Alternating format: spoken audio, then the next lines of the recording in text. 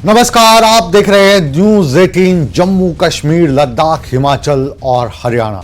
यह है चक्रव्यूह और मैं हूं आपके साथ मुकेश राजपूत। आज चक्रव्यूह में हम बात करेंगे एक ऐसे ऐतिहासिक कदम की जिसने हमारी आपराधिक व्यवस्था को गुलामी की बेड़ियों से आजाद कर दिया है, क्योंकि इससे पहले हमारा देश अंग्रेजों द्वारा बनाए गए कानूनों का पालन कर रहा था। चंडीगढ़ से प्रधानमंत्री नरेंद्र मोदी और गृह मंत्री अमित शाह ने 3 नए आपराधिक कानूनों के सफल कार्यान्वयन के लिए इन्हें राष्ट्र को समर्पित किया है। ये कानून सिर्फ बदलाव नहीं बल्कि न्याय की उस सोच का प्रतीक है जो अपराध से सजा और न्याय तक के सफर को तय करेगा। तो आइए जानते हैं कि ये नए कानून क्यों खास हैं और देश की न्याय व्यवस्था में ये कैसे क्रांतिकारी बदलाव लाने वाले हैं। इस ऐतिहासिक फैसले को विस्तार से जानते हैं चक्रव्यूह की इस पहली रिपोर्ट के जरिए, और उसके बाद कानूनी विशेषज्ञों और इनसे जुड़े पैनल से हम विस्तार पूर्वक इसको और आसान शब्दों में समझने की कोशिश करेंगे। लेकिन सबसे पहले हमेशा की तरह चक्रव्यूह की ये पहली रिपोर्ट।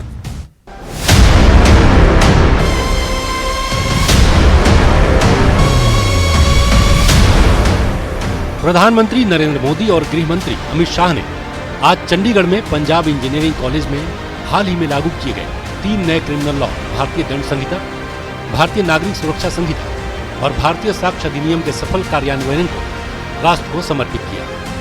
चंडीगढ़ पुलिस की ओर से प्रधानमंत्री मोदी और अमित शाह के सामने इन कानूनों का लाइव डेमो दिया गया।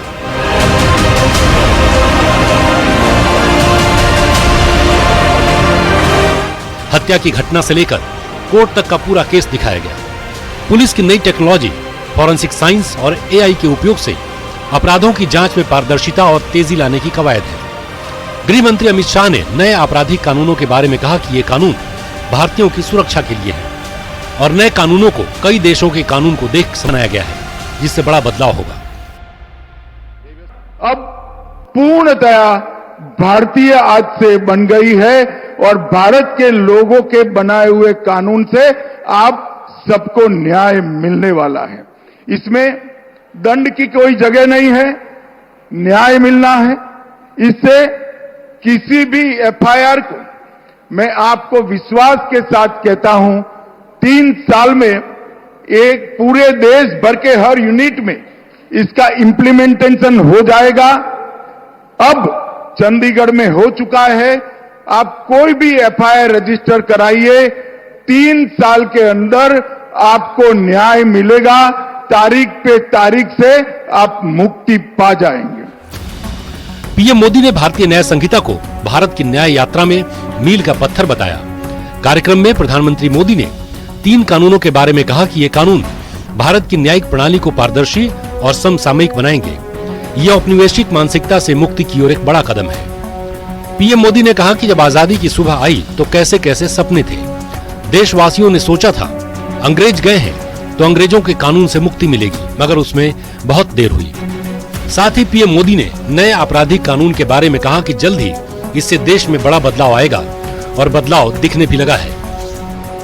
देशवासियों ने भी सोचा था अंग्रेज गए हैं तो अंग्रेजी कानूनों से भी मुक्ति मिलेगी। अंग्रेजों के अत्याचार का, उनके शोषण का जरिया ये कानून ही तो थे।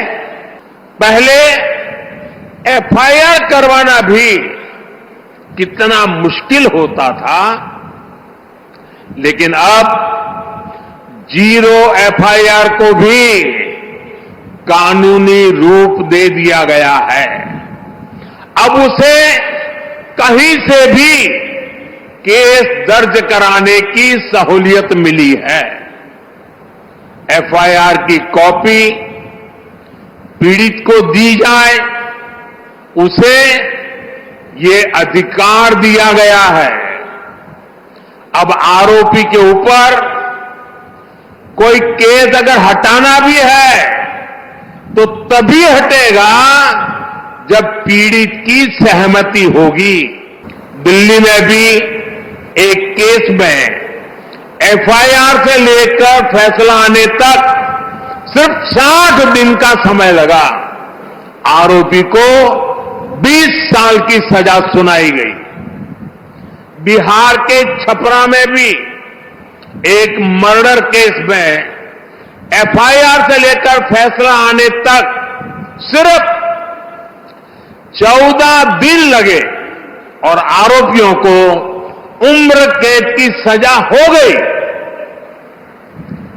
ये फैसले दिखाते हैं कि भारतीय न्याय संहिता की ताकत क्या है, उसका प्रभाव क्या है। 3 नए आपराधिक कानून भारतीय न्याय संहिता, भारतीय नागरिक सुरक्षा संहिता और भारतीय साक्ष्य अधिनियम ने भारतीय दंड संहिता यानी आईपीसी, दंड प्रक्रिया संहिता सीआरपीसी और भारतीय साक्ष्य अधिनियम का स्थान ले लिया है। ये कानून 1 जुलाई 2024 से लागू हुए हैं। इन कानूनों की खासियत यह है कि अब न्यायिक प्रक्रिया में सजा की बजाय न्याय पर जोर होगा। महिलाओं और बच्चों के लिए विशेष प्रावधान, संगठित अपराध की सख्त परिभाषा और जीरो एफआईआर जैसी व्यवस्थाएं इन कानूनों को आधुनिक और प्रभावी बनाती है। Bureau report, news 18। तो वो जो फिल्मी डायलॉग था, तारीख पे तारीख, तारीख पे तारीख, अब जो ये नई न्याय संहिता है इसमें ऐसा नहीं होगा, बल्कि इसमें न्याय प्रक्रिया बहुत तेजी से आगे बढ़ेगी और दंड की बजाय न्याय पर ज़्यादा इसमें जोर दिया गया है। इस मसले पर बातचीत करने के लिए, चर्चा करने के लिए और इसको ज़्यादा अच्छे से सरल शब्दों में समझने के लिए, समझाने के लिए आज हमारे साथ जो मेहमान हैं बहुत ही ख़ास हैं। हमारे साथ ललित अरोड़ा जी जुड़े हैं, सुप्रीम कोर्ट के वकील हैं। हमारे साथ इस वक्त भारतीय जनता पार्टी के प्रवक्ता वीरेंद्र चौहान जुड़े हैं, कांग्रेस से ललित अरोड़ा जी हैं और महिला आयोग हरियाणा की पूर्व उपाध्यक्ष सुमन दहिया जी हमारे साथ हैं और कुछ देर बाद हमारे साथ न्यूज़ 18 की होम अफेयर्स की एडिटर अरुणिमा भी जुड़ेंगी। तो पहला सवाल गर्ग साहब आपसे ही करते हैं, ये जो कानून है ये क्या है? और जो आईपीसी की धारा के बारे में तो सभी जानते हैं, सीआरपीसी के बारे में जानते हैं, तो ये जो नए 3 कानून हैं इसको अगर हम विस्तार से समझने की कोशिश करें तो उनसे ये कैसे अलग है?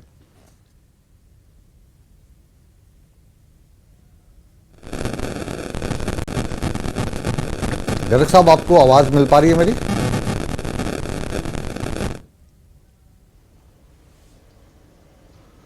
गर्ग साहब, आपको आवाज पहुंच पा रही है? गर्ग साहब तक आवाज हमारी नहीं पहुंच पा रही है। भारतीय जनता पार्टी के प्रवक्ता चौहान साहब का रुख करते हैं। चौहान साहब, आज चंडीगढ़ में प्रधानमंत्री ने, गृह मंत्री ने भारत के कानून को एक नई दिशा दी है। हालांकि ये सब 1 जुलाई से शुरू हो गया है, लेकिन चंडीगढ़ में ये प्रैक्टिकली लागू भी हो चुका है। आज इसका डेमो भी दिया गया। तो कैसे अलग है और क्या इसके फायदे होने वाले हैं? मुकेश जी, मेरा ऑडियो मिल रहा है आपको? जी बिल्कुल। हाँ, देखिए मुकेश जी, महत्वपूर्ण बात इस सारे परिवर्तन में, संशोधन में ये है कि जो आईपीसी थी वो 1860 का प्रावधान है जी। 1860 का एक अधिनियम था और 1860 का भारत अर्थात अंग्रेजों का गुलाम भारत, अर्थात भारत की सरकार भारत से बाहर के लोग चलाते थे। उनका मकसद, उनका उद्देश्य, उनका ध्येय भारत में न्याय देना नहीं था, अपितु उनकी पूरी की पूरी ताकत, उनके द्वारा बनाए गए कानूनों का मकसद, मंतव्य, उनका कुल मिलाकर एजेंडा क्या था? भारत पर अपने शासन की पकड़ को बनाए रखना। उन्होंने कानून बनाए, उन्होंने न्याय कैसे दिया जाए, अलग अलग अपराधों की सजा किस प्रकार से दी जाए, तौर पर उसका श्रेय जाता है उनको। उन्होंने जो भारत पर उस समय थोपा कहिए, भारत के लिए बनाया, लेकिन इसमें कहीं कोई विवाद नहीं हो सकता कि अंग्रेज जब भारत के लिए वो कानून बना रहे थे, वो प्रावधान रच रहे थे, तो उनका मंतव्य भारत को मुकेश राजपूत या वीरेंद्र सिंह चौहान जी या गर्ग साहब के पूर्वजों को कोई राहत देना नहीं था जी। उनका एजेंडा, उनका मकसद, उनका उद्देश्य बिल्कुल भिन्न था। वो जो संहिता बनी उसमें समय समय पर सुधार भी होते गए और सुधार होते होते देश स्वतंत्र हो गया।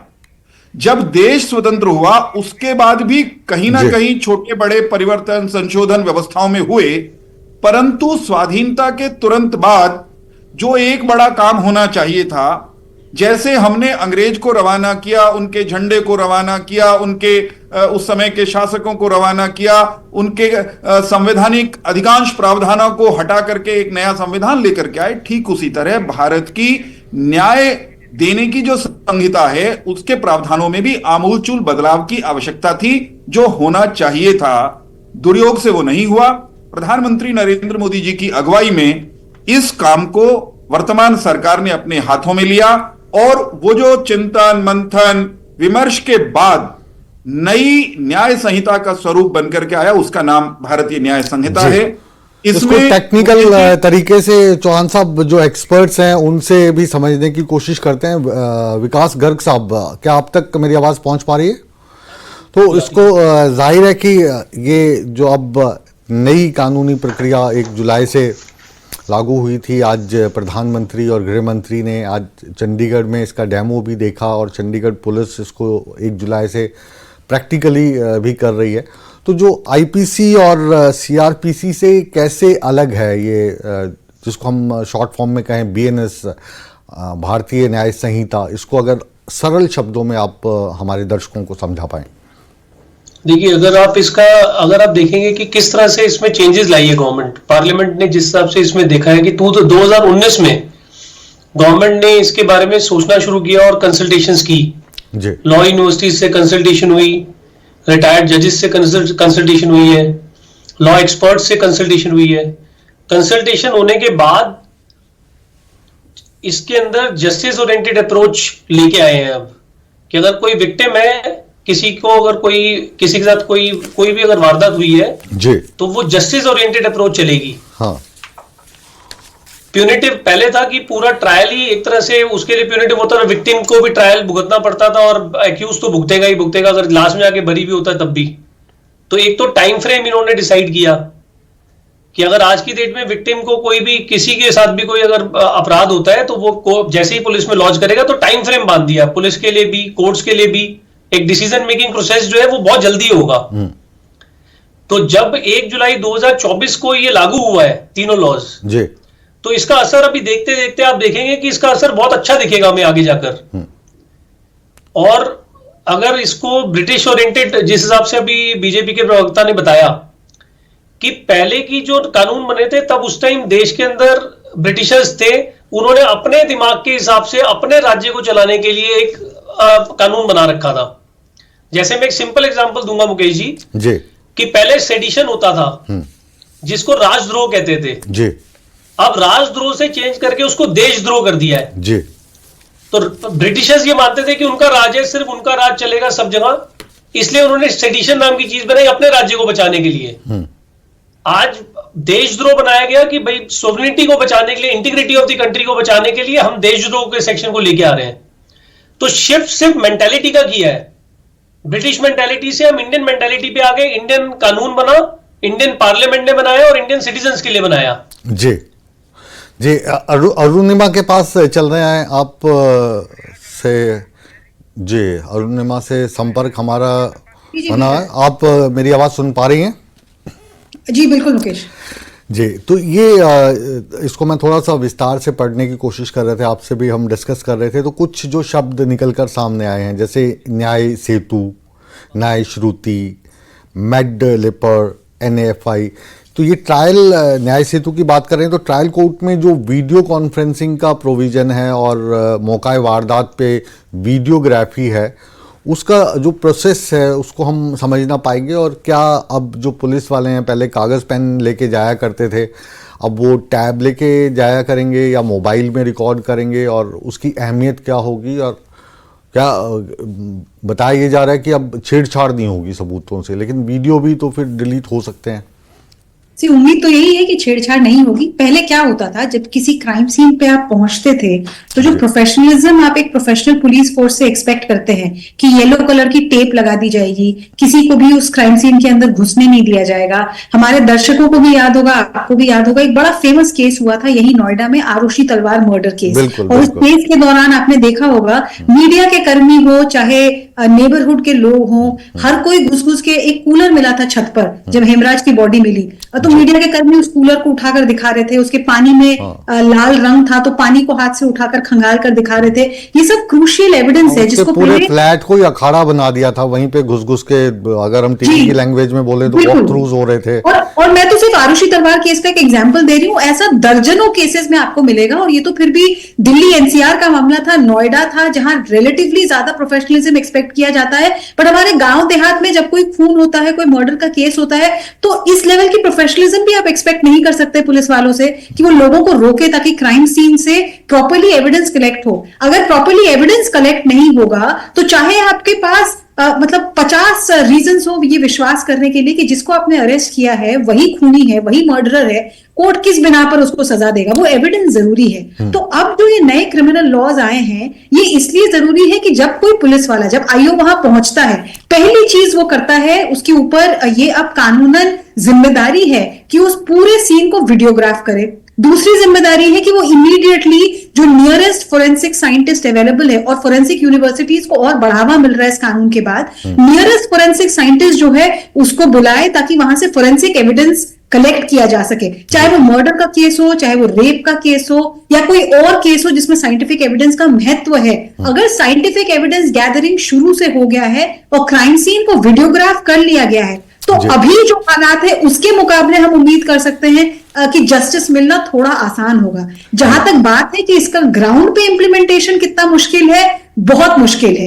एक तो हमारे बीट कांस्टेबल्स को इसकी ट्रेनिंग देना बहुत जरूरी है, वो ट्रेनिंग का प्रोसेस चल रहा है, और इसीलिए चंडीगढ़ ने एक रिकॉर्ड कायम किया है। देश का पहला यूनियन टेरिटरी है जहां पूरी ट्रेनिंग कंप्लीट कर दी गई है, जहां जो भी लॉजिस्टिकल अरेंजमेंट है, हर पुलिस बीट कांस्टेबल के पास मोबाइल फोन होना, इंटरनेट कनेक्टिविटी होना, फोरेंसिक साइंटिस्ट अवेलेबल होना, ये सारे जो केंद्र बिंदु है जिनको टिक करना है ताकि आप इसको इंप्लीमेंट कर पाए, चंडीगढ़ वो कर पाया है। साथ ही में चंडीगढ़ जो अरुणिमा, वो वैसे ही हिंदुस्तान की जब बात करते हैं, प्रधानमंत्री के नेतृत्व में एक डीजीपी आईजीपी कॉन्फ्रेंस हुआ है भुवनेश्वर में, जिसका पूरा फोकस इसी चीज पे था। पूरे देश के टॉप डीजीपीज यही इकट्ठा होकर समझने की कोशिश कर रहे थे कि जुलाई से लेकर अब तक क्या क्या प्रॉब्लम्स आए हैं इस कानून की इंप्लीमेंटेशन में, ताकि उन प्रॉब्लम्स को इरेडिकेट किया जा सके। जी अरुणिमा, अब चंडीगढ़ की आप बात कर रहे थे, तो चंडीगढ़ को तो पहले ही एक ख्याति प्राप्त है कि उसकी जो तुलना है वो स्कॉटलैंड पुलिस से की जाती है, अगर भारत के संदर्भ में बात करें। और चंडीगढ़ पुलिस का ये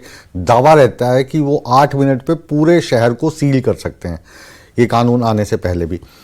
अब ये न्याय सेतु की हम बात कर रहे थे और वीडियो कॉन्फ्रेंसिंग क्यों ज़रूरी है। दूसरा जो पॉइंट है, ये न्याय श्रुति है, जिसको हम कहें कि अब कोर्ट में अपराधी को ले जाने की ज़रूरत नहीं है। जो पुलिस वाले कोर्ट में रहते हैं, अक्सर थाने में नहीं रहते हैं, पूछें तो कहाँ चले गए जी कि थाने में गए हैं, वो भी वीडियो कॉन्फ्रेंसिंग के ज़रिए आ सकते हैं।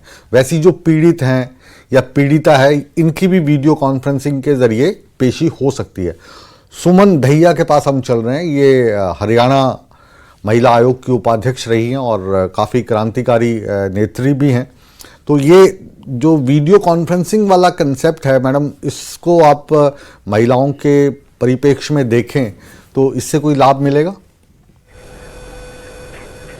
जी बिल्कुल मुकेश जी, नमस्कार। नमस्कार। और सबसे पहले मैं बधाई देती हूं कि 3 कानून जो आज आदरणीय प्रधानमंत्री की मैं कहूंगी कि देन है, और आज जिस तरीके से उन्होंने चंडीगढ़ से इनकी शुरुआत की, वैसे इम्प्लीमेंटेशन तो हमारा 1 जुलाई से हो गया था, लेकिन आज जो हमारा चंडीगढ़ से आदरणीय प्रधानमंत्री जी ने और गृह मंत्री जी ने आकर चंडीगढ़ से इसको विशेष लागू किया गया, तो उसका उद्देश्य यही है कि सबसे पहला कानून जो है कि हमारी भारतीय न्याय संहिता जो है वो सुदृढ़ और सुचारू हो सके। जो पुराने कानून थे हमारे, उनको हटाकर जो आज के परिप्रेक्ष्य में जो भारत के लिए बहुत आवश्यक है और 21वीं सदी की आधुनिकता की बात जो हम ले रहे हैं, और प्रधानमंत्री जी का मेन उद्देश्य है कि हम इस सिस्टम को पूरा ऑनलाइन करने की कोशिश करें। जैसा आपने पूछा कि महिलाओं के मामलों में खास तौर से, जैसे कि कोई भी रेप के केस होते हैं और अन्य महिलाओं से जो आपराधिक गतिविधियों के केस होते हैं, तो कोर्ट के अंदर जी लगता है संपर्क बीच में टूट गया है। गुजारिश करूंगा मैं अपनी टेक्निकल टीम से कि जब बातचीत हम कर रहे हैं, साथ साथ में जो ग्राफिक प्लेट है जिसके माध्यम से और आसानी से हम अपने दर्शकों को इस चीज़ को समझा सकते हैं, वो भी साथ साथ में चलाते रहें। अरोड़ा साहब, आपके पास आ रहा हूँ। जाहिर है कि जो आज का विषय है ये राजनीतिक टिक्का टिप्पणी वाला नहीं है और इसको हम समझना चाहते हैं, समझाना चाहते हैं। तो एक इसमें फैक्टर है कि जब कोई भी अपराध होगा तो अरुणिमा ने जैसे बताया कि उसकी वीडियोग्राफी होगी और उस वीडियोग्राफी को अपलोड कर दिया जाएगा और पुलिस के पास ये जो वीडियोग्राफी है इसको देखने का अधिकार है, छेड़छाड़ का अधिकार इसमें नहीं है। तो साक्ष्यों के साथ छेड़छाड़ वाला जो शंका हमेशा रहती है वो दूर हो जाएगी। दूसरा कि मुजरिम को जो है वो आप खतरनाक मुजरिम है, जैसे अतीक अहमद की बात अरुणिमा से हम कर रहे थे, इनको लाना भी अपने आप में एक टास्क रहता है। गुरमीत राम रहीम को जब पेशी के लिए लाते थे तो कितनी मुश्किलात आती थी। उसी तरीके से जो पुलिस वाले हैं वो कहीं पर नहीं मिल पाते, तो वो सेटअप एक तैयार किया गया जिसका कंट्रोल रूम जो है पूना में रहेगा। अब इसको मेडिकल के साथ भी जोड़ा गया है उस इलाके की, कि जैसे कोई भी घटना होती है, दुर्घटना होती है, तो जो उसकी पोस्टमार्टम रिपोर्ट है वो भी उसी आईडी के तहत जुड़ जाएगी। कितना इसका फायदा आप मानते हैं? देखिए, scientific evidence, corroboratory evidence, first grade evidence, कई तरह के एविडेंस है। कोई मेरा सिर्फ ये कहना है कि मुझे 2-1 मिनट बोलने दीजिएगा कि मैं यहाँ आलोचना के उद्देश्य से आया भी नहीं हूँ।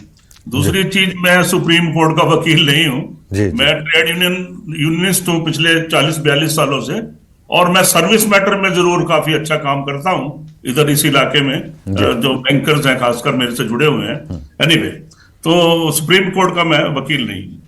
मैं ये कह रहा हूं कि 3 साल में निर्णय का भरोसा दिलाया गया है।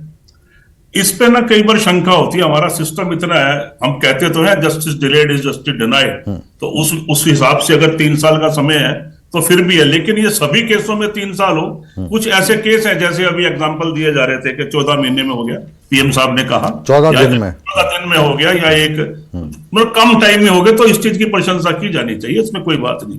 पहली बात तो यह है कि एक हिंदुस्तानी कानून, भारतीय कानून लागू हुआ है, अच्छी बात है। और 511 धाराएं थी, अब 358 कर दी गई हैं। और जो उपनिवेश काल की जो लॉ एंड ऑर्डर सिचुएशन कुछ अलग थी, उस जमाने में आतंकवाद नहीं था, कुछ इन्होंने जानवरों संबंधित बगिंग जैसे बगर्स, कुछ और इस तरह की थी। इसके अलावा महिलाओं के बारे में भी सजाएं कम थी, तो इनको इन्होंने बढ़ाया है। और राष्ट्रभाषा का भी काफी उपयोग इसमें किया गया है। और इसमें जो खंड है, न्यायिक संहिता के अध्याय हैं, वो शायद 20 कर दिए गए हैं। अब इसमें कई नई डेफिनेशन आई हैं जिनमें थोड़ा बहुत मिसयूज का चांस है, ज्यादा नहीं। वो है संगठित अपराध, आतंकवाद और किसी समूह द्वारा निश्चित उद्देश्य से हत्या या गंभीर चोट पहुंचानी। इनमें एक आधी जगह मुझे भी उसमें विवाद यह है कि इसमें कई बार सीधा और शरीफ आदमी भी पकड़ा जा सकता है जी। दूसरी बात यह है कि जो ये महिलाओं से जुड़े अपराध में ज्यादा सजा का तो इन्होंने प्रावधान किया है, लेकिन एक बात मुझे समझ नहीं आई, इन्होंने 18 साल से नीचे का जो भी युवा है उसको ये बच्चा कहते हैं अपने उनके संरक्षण अधिनियम में। लेकिन अब इसमें तो इन्होंने बच्चा, एक जैसे मान लीजिए एक लड़की है 12 साल की, वो भी बच्चा, 18 साल का संगठित अपराध में शामिल युवा, 18 साल से कम वाला ही बच्चा, और 4 साल, इनका वर्गीकरण थोड़ा सा हो जाता है ना एज के हिसाब से, क्योंकि उसकी जो ग्रेविटी है वो बहुत ज्यादा हो सकती है, क्योंकि उस ग्रेविटी में भी 8-10 तरह के अपराध शामिल हैं। सारे अपराध एक जैसे तो नहीं हो सकते ना, रेप सबसे अधिक है, और जो है मोलेस्टेशन थोड़ा बीच में आ गया। इस तरह की ग्रेडिंग करनी चाहिए थी जी।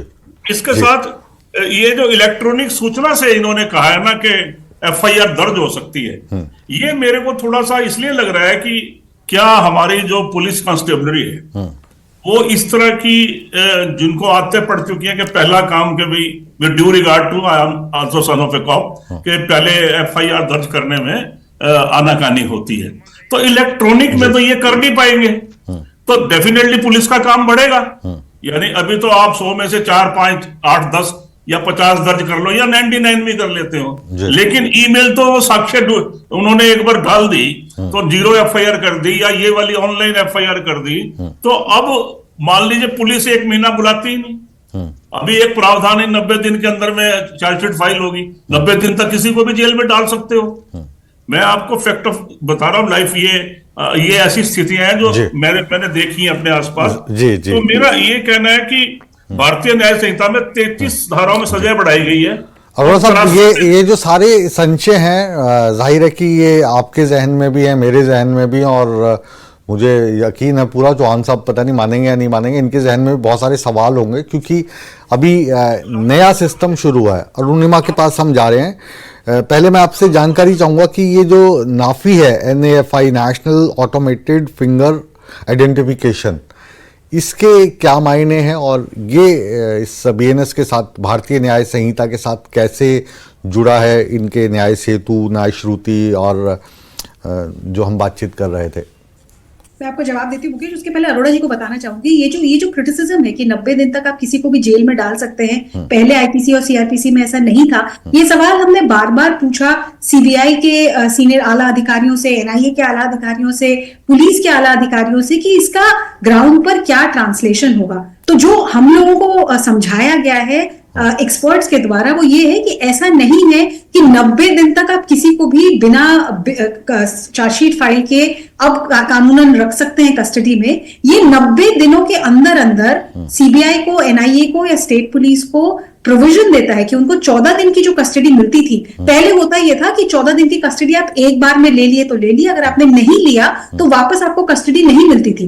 पुलिस वालों को यह शिकायत थी कि आपने इन्वेस्टिगेशन शुरू किया, 14 दिन तक आपको कोई फ्रेश लीड नहीं मिला, हो सकता है महीने भर बाद आपको कोई नया एविडेंस मिला या कोई नया गवाह मिला जिसके बारे में आपको सस्पेक्ट से पूछताछ करनी है, तो कानूनन आपके पास कोई प्रोविजन ही नहीं था जिसके तहत आप जाकर वापस उसकी कस्टडी ले सके। अब नए कानून में सिर्फ इतना बदलाव किया गया है कि आप 90 दिन के भीतर कभी भी 14 दिन की कस्टडी ले सकते हैं। तो एट वन गो, शुरुआत में जब आपने अरेस्ट किया तो आपने 4 दिन की कस्टडी ले ली। इसको किश्तों में भी लिया जा सकता है, किश्तों में भी, जैसे पहले वही मैं किश्तों में बिल्कुल लिया जा सकता है। आप चाहें तो शुरू में 4 दिन, 6 दिन, 8 दिन की कस्टडी ले ली, आपको लगा कि आपके पास इस वक्त एविडेंस नहीं है उसको कन्फ्रंट करने के लिए, तो आपके पास अब बाकी के 3 महीने का वक्त है, 90 दिन तक का वक्त है कि जो बाकी के 14 दिन में से अगर आपने 4 दिन ले लिए, जो बाकी के 10 दिन है वो आप 90 दिन के भीतर कभी भी ले सकते हैं। इसका ये कतई मतलब नहीं है कि 14 दिन के बाद भी तो 14 दिन के बाद भी तो जो जेल वाली बात है तो न्यायिक हिरासत में भेज दिया जाता था, और बहुत सारे अपराधी तो अभी भी अलग अलग जेलों में पड़े हैं और सड़ रहे होंगे, और बहुत सारे अपराधी ऐसे हैं कि सालों साल तक किसी छोटे से केस में अंदर गए हैं, सालों से अंदर हैं वो जेल के, और जब फैसला आता है तो पता लगता है कि जिस जुर्म के मुलजिम के तौर पे वो बंद हैं उसकी सजा 6 महीने थी और ये 7 साल से या 8 साल से या 10 साल से अंदर है, और बरी भी कर दिया जाता है, या सजा भी होती है तो वो सजा काट चुका होता है। जी, इसीलिए वो 3 साल का जो टाइमलाइन रखा गया है जजेस के लिए, इसीलिए वो इंपॉर्टेंट है कि आप 3 साल के अंदर अंदर तय करें कि कोई गिल्टी है या नॉट गिल्टी है। वेदर वो ग्राउंड पे ट्रांसलेट होता है या नहीं वो हमको नहीं मालूम, क्योंकि अभी ये प्रोसेस शुरू ही हुआ है। साथ ही साथ इसमें ट्रेनिंग हुई है प्रोसिक्यूशन की भी। सिर्फ पुलिस वाले चार्जशीट फाइल कर दे, अपना काम कर दे, तो उससे जस्टिस नहीं हो जाता। प्रोसिक्यूशन एक इंपॉर्टेंट विंग है क्रिमिनल जस्टिस सिस्टम का। तो इस नए कानून के तहत जेल, प्रोसिक्यूशन, फोरेंसिक, पुलिस और जुडिशरी, ये 5 अंग है, पांचों की ट्रेनिंग हो रही है, और ये उम्मीद की जा रही है कि इन पांचों को इन कोऑर्डिनेशन काम करने से शायद जो अल्टीमेट एम्बिशन है इस क्रिमिनल लॉ का वो अचीव किया जाएगा। और 30 सेकंड लूंगी आपके ओरिजिनल सवाल का कि जो फिंगरप्रिंटिंग का डेटा बैंक बन रहा है, आपको बताऊं, एक ऑर्गेनाइजेशन है नेटग्रिड।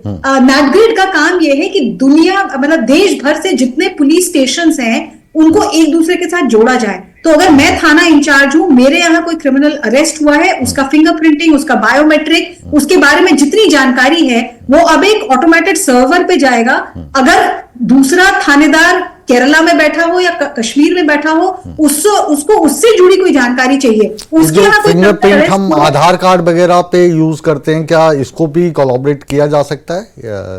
आधार कार्ड तो देखिए क्रिमिनल ऑफेंस में कोई क्रिमिनल हो सकता है कहे कि मेरे पास आधार अवेलेबल नहीं है। नहीं, जो फिंगरप्रिंट्स लिए जाते हैं, जो उसका जो डाटा बैंक है, जी, मतलब ये पूरा डेटाबेस बनता है, उसकी फिंगरप्रिंट ली जाती है, उसका बायोमेट्रिक लिया जाता है, उसका पूरा डेटाबेस तैयार होता है जो अब एक्सेसिबल है देश भर के सारे थानों के लिए। स्मार्ट पुलिसिंग इसी को कहा जा रहा है, ये विदेश में भी होता है। किसी ने क्राइम किया, आप कंप्यूटर में 4 लाइनें लिखते हैं और आपको उसका पूरा, मैं शायद जो सवाल है वो ठीक से नहीं पूछ पाया हूं। जो हमारे फिंगरप्रिंट्स का डाटा बैंक एक आधार कार्ड पे होता है या पासपोर्ट उसमें होता है, क्या वो वाला डाटा बैंक भी यूज किया जा सकता है पहचान के लिए? नहीं, देखिए आप और मैं मुकेश क्रिमिनल्स नहीं हैं। हाँ। अगर आपका और मेरा बायोमेट्रिक जैसे पता ही नहीं लग रहा, कहीं पे हम फिंगरप्रिंट लेते हैं और वहां पे फिंगरप्रिंट में ये पता लगता है कि ये व्यक्ति जो है ये फलानी जगह का रहने वाला है और आदतन क्रिमिनल नहीं है या पहली बार इसने गुनाह किया है, तो जाहिर है उसका तो डाटा तब जाएगा जब वो थाने में जाएगा, जो प्रोसेस आप बता रही है। मैं कह रहा हूं कि अगर उस वाले डाटा को यूज किया जाए तो अपराधी तक पहुंचने में क्या सहूलियत नहीं मिलेगी? कुछ ऐसे नहीं, मैं आपको वही समझा रही हूँ। देश का कानून हम सबको नॉट गिल्टी मानता है।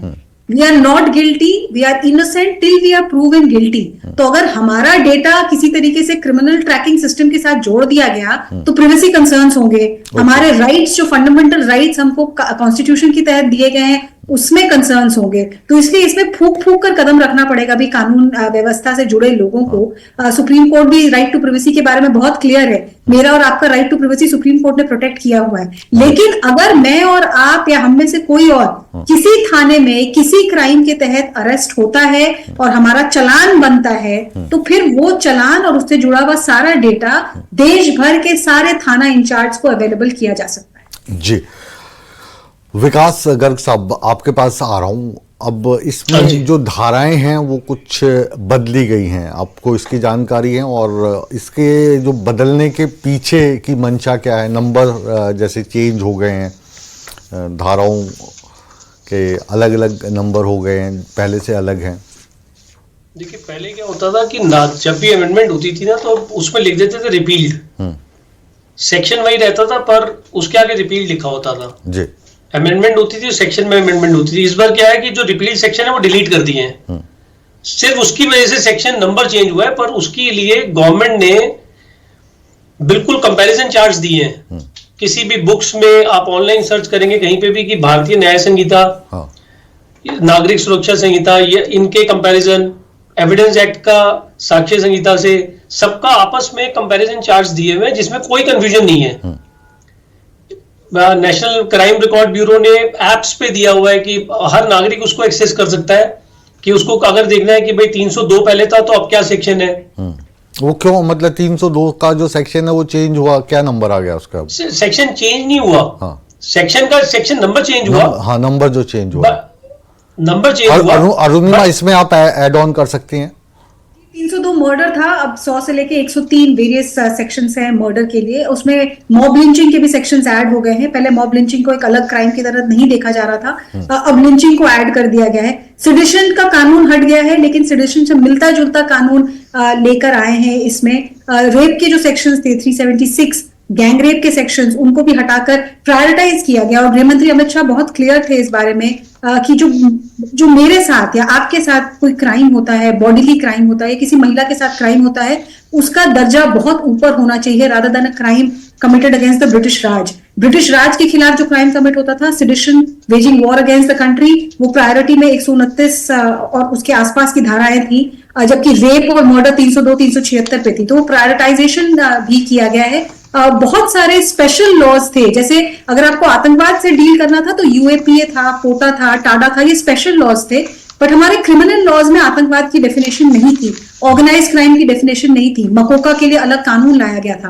अब इस क्रिमिनल लॉ में ही इनकी डेफिनेशंस ऐड कर दी गई हैं कि आखिर आतंकवाद क्या है, ऑर्गेनाइज क्राइम क्या है, मॉब लिंचिंग क्या है। क्रिटिसिज्म जो एक आध हो रहा है वो ये है कि आपने अभी भी मैरिटल रेप को रिकॉग्नाइज नहीं किया है, उसमें सरकार की अपनी थिंकिंग है। ये भी क्रिटिसिज्म है कि आपने कुछ जगहों पे महिलाओं को और बच्चों को एक जैसा आंका है. So you have taken away from women, महिलाओं से आपने उनका जो अस्तित्व है वो छीन लिया, उनको बच्चों के साथ एक ही साथ आकलन कर दिया है. तो कुछ कुछ क्रिटिसिज्म्स हैं. कुछ लोगों ने ये भी कहा है, जैसे पी चिदम्बरम ने कहा कि आपके पास एक मौका था पूरे क्रिमिनल जस्टिस सिस्टम को ओवरहॉल करने का, आपने सिर्फ कॉस्मेटिक सर्जरी की है कुछ धाराएं बदल के. तो क्रिटिसिज्म्स अपनी जगह पर है, पर सरकार काफी कॉन्फिडेंट है कि एक स्टेप. जी जी, जाहिर है कि अभी भी बहुत सारी चीजें ऐसी हैं जिनमें अमेंडमेंट हो सकते हैं, और जो जो दुविधाएं आएंगी, जाहिर है कि पूरा का पूरा जो सिस्टम है वीडियोग्राफी पे आधारित है, वीडियो कॉन्फ्रेंसिंग पे आधारित है, टेक्निकल बहुत ज़्यादा हमें रिच होना पड़ेगा अपने स्टाफ को, पुलिस स्टाफ को हॉस्पिटल्स में या दूसरी जगह जहाँ पे ये चीज़ें यूज़ होंगी. तो अभी शुरुआत हुई है, अंत नहीं है. महिला को और बच्चे को एक ही कैटेगरी में रखा गया है दहिया जी. तो और जो महिलाओं के लिए इसमें विशेष प्रावधान जो किए गए हैं उनको लेकर आप सेटिस्फाई हैं? देखिए मुकेश जी, ये बात जैसा कि आप अभी कह रहे थे, ये सही है कि जब भी कोई नई प्रणाली हम शुरू करते हैं, और खास तौर से जो हमारा ये सिस्टम ऑनलाइन का हमने किया है, तो इसमें नो डाउट कि अभी प्रॉब्लम्स तो आएंगी जब किसी भी शुरुआत नई तरीके से होती है उसको यूज करने में. और मैं ये मानती हूँ कि अभी हमारा पुलिस प्रशासन, और कहीं पर ऐसी जगह नहीं कि हम पूरा सिस्टमेटिक इसको एकदम से सुचारू रूप से चला पाए. थोड़ा समय लगता है किसी भी नई प्रणाली को सुचारू रूप से लागू होने में. जैसा कि मैं अभी अपनी बहन जी की बात सुन रही थी, ये सच्चाई है कि कोई भी इम्प्लीमेंटेशन के लिए हमें जरूरी है, जैसे साक्ष्य अधिनियम हमारा आया है, ये साक्ष्य अधिनियम में बहुत सी चीजें जो है उसमें बदलाव हुआ. जैसे महिलाओं की आप ये देखिए कि उनको देखते हुए, जैसे आप कोर्ट में एविडेंसेस हम दे रहे हैं, ऐसे ऐसे सवाल जवाब शायद वो कहीं ऐसी ओपन कोर्ट में नहीं किए जा सकते. तो जब वीडियो कॉन्फ्रेंसिंग होती है तो उसमें एक डाउट नहीं रहता कि लड़की ने, जो कंप्लेनेंट है, वो क्या कहना चाह रही है, और जो अलग अलग विटनेसेस हैं जो वो साक्ष्य पेश कोर्ट क्या किए गए, और चालान के समय जो पुलिस ने अपनी इन्वेस्टिगेशन की जी, वो भी ऑनलाइन उन्होंने की हुई है, वो भी हमारे पास डिटेल में है. और जब कोर्ट के सामने भी जो तथ्य आते हैं तो वो मैच जो होगा, तो उसमें ये क्लियर हो जाएगा कि जो न्याय है वो सही तरीके से निकल कर आएगा. कई बार हमारे यहाँ पर क्या होता है, बाद में चीजें मुकर दी जाती हैं. आप जब पुलिस के सामने, जो पुलिस तहकीकात करती है, उस समय तथ्य कुछ और मिलते हैं, लेकिन जब कोर्ट की कार्रवाई शुरू होती है और कोर्ट रूम के प्रेमिसेस के अंदर कार्रवाई होती है, तो टोटली बयान भी बदल जाते हैं, साक्ष्य भी छुपा लिए जाते थे. लेकिन ये जो अब तकनीक जो हमारी लागू की गई है, ये टेक्निक का पर्पस ही यही है कि जो साक्ष्य है वो बहुत छोटे लेवल से लेकर बड़े लेवल तक होते हैं, आप उनकी छोटी छोटी चीजों को भी छुपा नहीं पाएंगे. इससे मैं ये मानती हूं कि जो न्याय है उसके आप पूरे सही मायने में निचोड़ निकाल पाएंगे, और जो न्याय है वो सही तरीके से हो पाएगा, और आप उसको जल्द से जल्दी न्याय दिलाने की जो प्रक्रिया है उसको हम लागू कर पाएंगे. चौहान साहब, आपके पास आ रहे हैं कि जैसे अरुणिमा ने एक एग्जाम्पल दिया कि एक बहुत अच्छा मौका था सरकार के पास कि अभी जो इसमें कुछ खामियां, आज हम पहली बार इसको टीवी स्क्रीन पर डिस्कस कर रहे हैं, और जाहिर है कि इसमें कुछ खामियां रही हैं, इससे इनकार नहीं किया जा सकता. तो थोड़ा समय और लेते और ये जो खामियां हैं इसको दूर की जा सकती हैं, तो कहीं आपको ऐसा तो नहीं लग रहा कि कानून, क्योंकि ये लागू करने थे, वो आईपीसी हटानी थी, सीआरपीसी हटानी थी, तो जल्दबाजी में कि हमने ये कानून लाया है, जल्दबाजी होगी सरकार से? देखिए, कुछ भी जल्दबाजी में नहीं हुआ, और उल्टे बात तो ये है कहने की, जो पी चिदम्बरम साहब कह रहे हैं कि जल्दबाजी में कर दिया और अवसर गवा दिया, वो पी चिदम्बरम साहब उस पार्टी के प्रतिनिधि हैं जो इस देश में स्वाधीनता के बाद सबसे ज्यादा लंबे समय तक सत्ता में रही, जो अंग्रेजी और दास मानसिकता की शिकार थी, शासन प्रशासन के सिद्धांतों में, शिक्षा के तंत्र में सुधार के मामले में, वो इतनी दबी हुई थी अंग्रेजी मानसिकता के नीचे कि उसने जो कॉलोनियल हैंगओवर है उससे निकलने का खुद प्रयास किया ही नहीं। उन्होंने अंग्रेजी राज के जो कांग्रेस पे मैं टिप्पणी नहीं चाह रहा हूं, मैं ये पूछ रहा हूं, आप मुझे बोलने नहीं देंगे तो फिर नहीं, मैं ये पूछ रहा हूं कि सुनो तो नहीं Mukesh ji, this is not fair. मैं आपसे ये पूछ रहा हूं कि जो इसमें मैं उत्तर देता रहा हूं, आप सुनेंगे नहीं, आप बेस इतना ज्यादा बना देते हो कि मुख्य बात तक पहुंचते आप रहने दीजिए, फिर मुझे आप अलविदा कह दीजिए ना। मैं इतनी देर से बैठ के सुन ही रहा था आपको।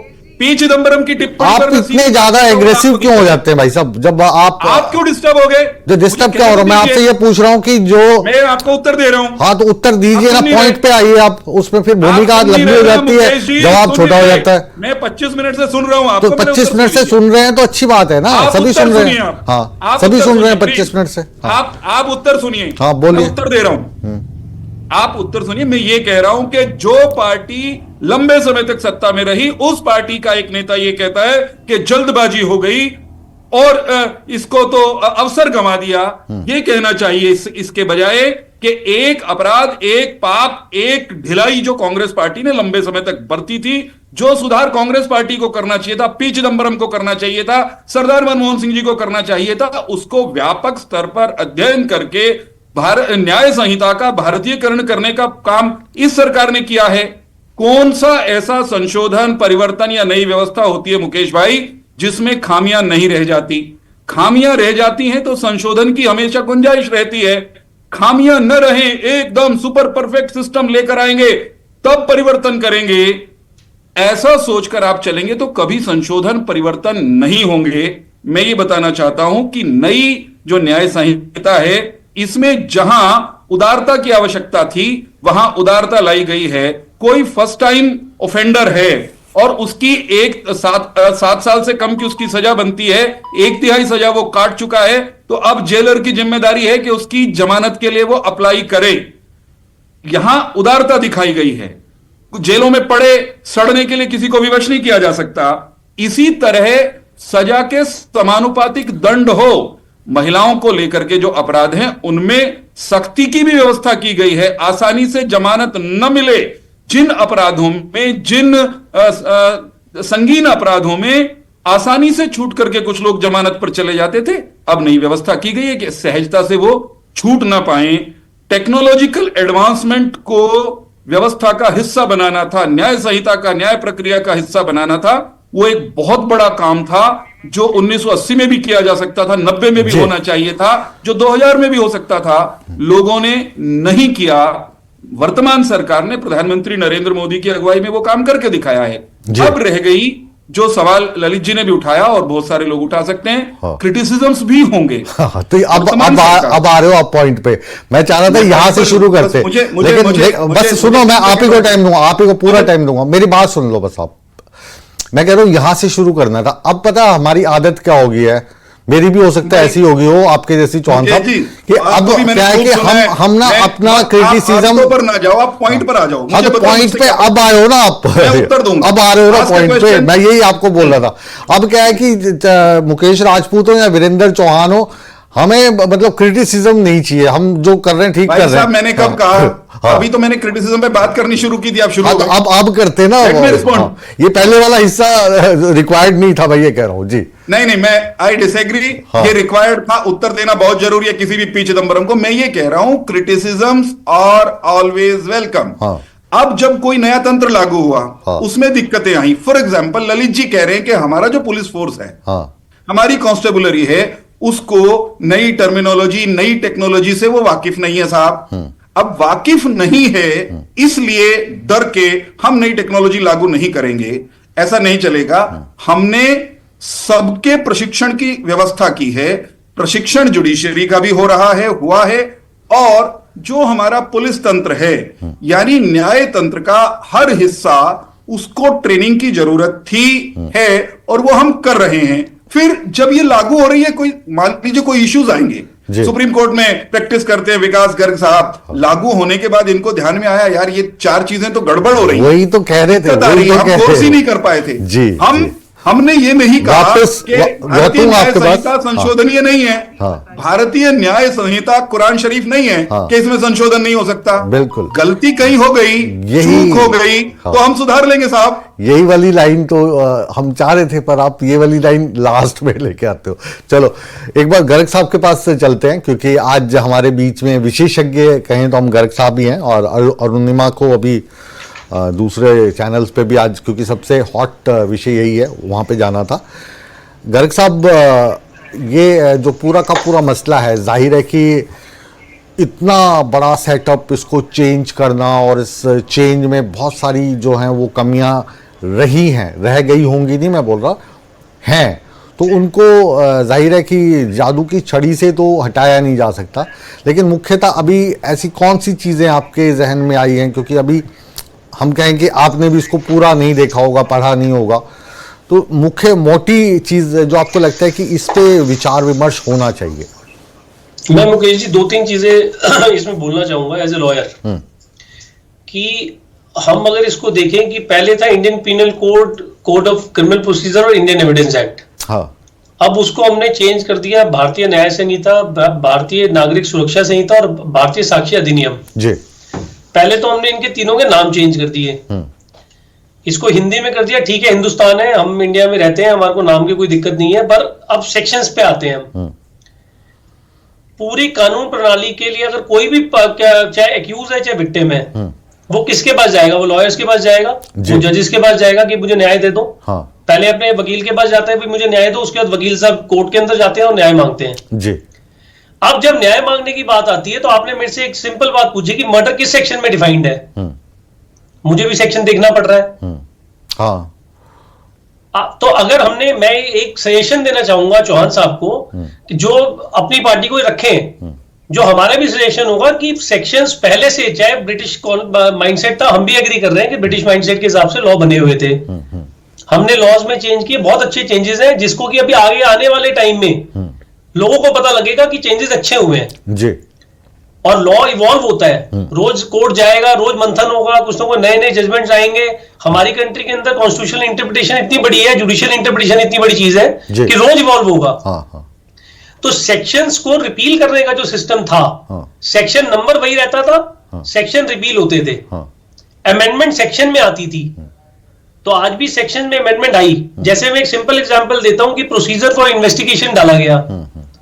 इन्वेस्टिगेशन का प्रोसीजर है 157 में पहले था, सीआरपीसी में, कोड ऑफ क्रिमिनल प्रोसीजर में, भारतीय नागरिक सुरक्षा संहिता में 176 नंबर है। अब हम उसके अंदर मैं एक सेक्शन बोल रहा हूं 176(3), उसमें दिया हुआ है कि क्या फॉरेंसिक कैमरे से वहां पर जो 7 ईयर से ज्यादा की सजा जिसमें भी ऑफेंस में है, उसके अंदर फॉरेंसिक जांच होगी, उसके अंदर कैमरे जाएंगे, मोबाइल फोन जाएंगे, टैब जाएगा जी। उससे नीचे वाले मामलों के अंदर फॉरेंसिक नहीं जाएगा जी। तो वो कौन डिसाइड कर लेगा पहले? तो वो इसके अंदर लिखा हुआ है। नहीं तो वो डिसाइड कैसे कर लेगा? वो तो कोर्ट डिसाइड करेगी। स्टेट गवर्नमेंट को नोटिफाई करना है, एज पर ये नई लॉ के हिसाब से स्टेट गवर्नमेंट को नोटिफाई करना है कि ये इसमें 5 साल का प्रावधान दिया गया है स्टेट गवर्नमेंट्स को, क्योंकि सबके पास ट्रेनिंग नहीं है। जो चौहान साहब ने अभी बोला ट्रेनिंग दे रहे हैं हम अभी, तो क्योंकि अभी ट्रेनिंग दे रहे हैं अपने स्टाफ को, तो हम ऐसा तो नहीं कर सकते विक्टिम आया या कोई भी आया और उसको बोलेंगे भाई ट्रेनिंग चल रही है अभी हम कुछ नहीं कर सकते, करना तो पड़ेगा। तो ऐसा नहीं, पुराने वाले सिस्टम में जितने भी सजा हुई या जितने भी लोग भरी हुए या किसी विक्टिम को आज तक कोई न्याय नहीं मिला, न्याय सभी को मिला है, और नहीं मिला तो अपीलेट कोर्ट्स हैं, अपील में जाते हैं लोग, वो जाते हैं। पर मैं एक बात सिंपल बोल रहा हूं कि जो फॉरेंसिक वाली बात है उसके अंदर प्रोविजन दिया हुआ है कि 5 years from the date of notification state government notify करेगी। उस मतलब 5 साल का समय दिया है, 1 जुलाई 2024 से 5 साल तक, मतलब। और अगर आपके पास और अगर आप एक्सपर्ट्स नहीं है तो ये भी प्रावधान दिया गया, बहुत अच्छी चीज लिखी गई है उसके अंदर कि अगर पंजाब के पास नहीं है तो हरियाणा में अगर नोटिफाई हो चुका है तो पंजाब गवर्नमेंट हरियाणा गवर्नमेंट को बोलेगी कि आप अपनी टेक्नोलॉजी हमें यूज करने दे जी।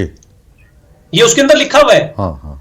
तो वो ध्यान में रखा है। ऐसा नहीं है कि किसी ने, देखिए बहुत सारे जजेस ने, मैंने शुरुआत ही इससे की थी कि बहुत सारे एक्स जजेस, लॉ यूनिवर्सिटीज, एक्सपर्ट्स, पब्लिक के लोग, सब ने इसमें अपने योगदान दिया है।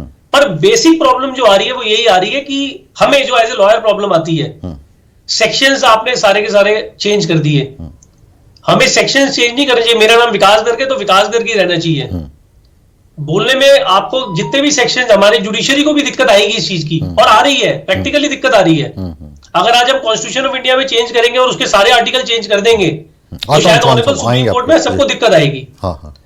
तो उन दिक्कतों के लिए इन्होंने बहुत अच्छा किया है कि चलो कंपैरिजन चार्ट बना दिया, बट इमीडिएटली आपका माइंड सिर्फ कंपैरिजन के नंबर्स में नहीं मिक्स होना चाहिए। एक छोटा सा सवाल, क्योंकि समय कम है गर्ग साहब, और इस पर हम दोबारा से पूरी तैयारी के साथ दोबारा से चर्चा करेंगे, क्योंकि बहुत ही रोचक विषय है और जानकारी हमारे दर्शकों को देना हमारा प्रथम कर्तव्य है। अब ये जो कानूनी जो किताबें थी, तो ये किताबें भी अब चेंज हो जाएंगी इससे सारी? नहीं, चेंज नहीं हुई है। देखिए, मैं वही कह रहा हूं कि लॉ का कंटेंट सेम है, उसके अंदर एडिशंस की गई है, पब्लिक के बेनिफिट के लिए की गई है, विक्टिम्स की प्रोटेक्शन के लिए की गई है। आप जितने भी क्रिमिनल्स को हम लेके आते थे कोर्ट में, उनके लिए डिजिटली कहा गया कि भाई आप डिजिटल एविडेंस रिकॉर्ड कर सकते हैं, डिजिटल एविडेंस को प्राइमरी एविडेंस बनाया गया। तो चेंजेस बहुत अच्छे हुए हैं।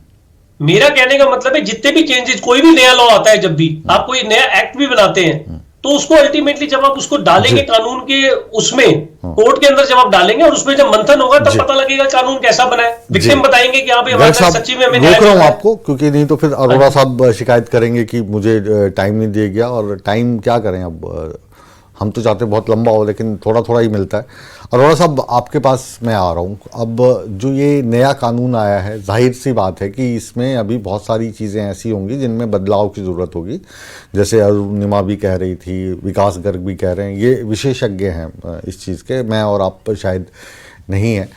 लेकिन क्या आप इसको एक अच्छी पहल तो मानते हो? क्योंकि अंग्रेज़ों के जो बनाए हुए नियम थे, कायदे थे, कानून थे, उनकी जो लैंग्वेज थी, गर्ग साहब बताना चाहूँगा, अभी भी जाएं तो हम जो थानों में जो लैंग्वेज लिखी जाती है वो अरबी वाली लैंग्वेज भी लिखी जाती है बहुत जगह, हिंदी या उर्दू की बजाय। तो कभी ना कभी तो चेंज तो करना ही है। अरोड़ा साहब सहमत हैं इस चीज़ से? देखिए, जो आपने शब्द का कहा, अभी भी नक्शा मर्ग एक लफ्ज जो है यूज होता है, नक्शा मौका नजरी। एनीवे, मैं ये कहना चाह रहा था, मेरा जो एक बेसिक सवाल उठा रहा हूं और आप इसके ऊपर अप्रिशिएट भी करेंगे अगर मैं पूरा बोलने दीजिए। देखिए, सर्वोच्च न्यायालय संविधान के अनुच्छेद 21 के हिसाब से किसी व्यक्ति की निजता, व्यक्तिगत स्वतंत्रता का आज भी बहुत बड़ा हिमायती है, प्रबल समर्थक है। आम आदमी को ये लगता है कि सुप्रीम कोर्ट इज देयर।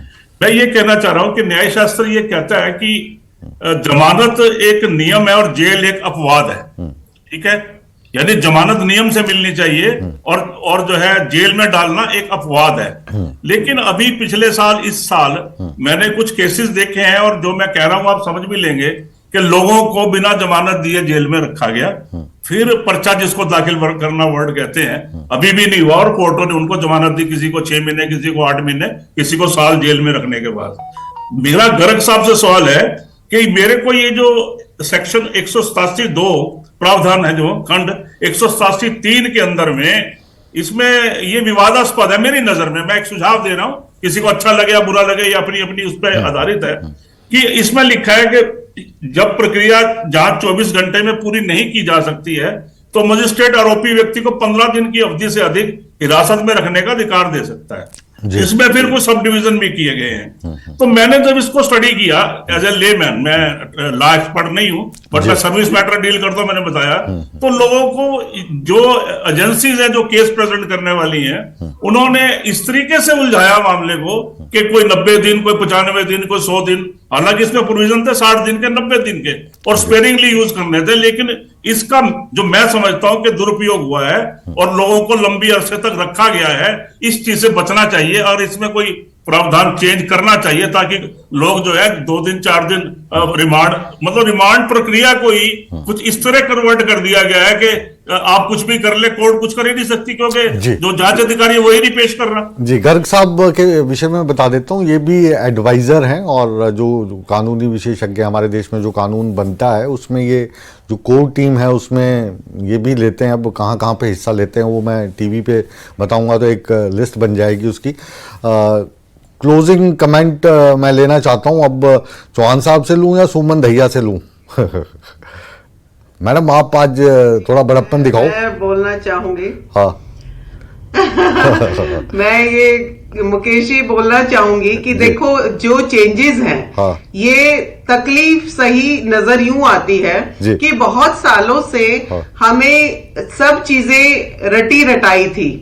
हमें वकीलों की जो प्रॉब्लम्स की बात कर रहे थे, ये बात भी ठीक थी कि सारे सेक्शंस जो हमने पढ़े लॉ के टाइम में, अपनी वकालत की वो पूरा जो लॉ पढ़ा, आज उसको हमें फिर से पढ़ना पड़ेगा। वो तकलीफ एक जो है वो वकीलों की नजर आई। आप भी वकील हैं ना? आप भी वकील हैं? तो मैं ये कहूंगी कि ये जी, मैं खुद एक वकील हूँ, इसीलिए मैं कहूंगी ठीक है कि ये सच्चाई है कि हमें फिर से ये सभी कानून, क्योंकि सेक्शंस बदल चुके हैं, अच्छा हो जाएगा सेक्शंस के जो बदलाव है हाँ, वो करना पड़ेगा हमें। लेकिन कुछ टाइम की ये प्रॉब्लम जो है, लेकिन जो उसको हमने लिबरल किया है, कैसे हम तथ्यों को सामने ला पाए और उसके जो चेंजेस हैं, इस पे फिर से हमें मेहनत करनी पड़ेगी।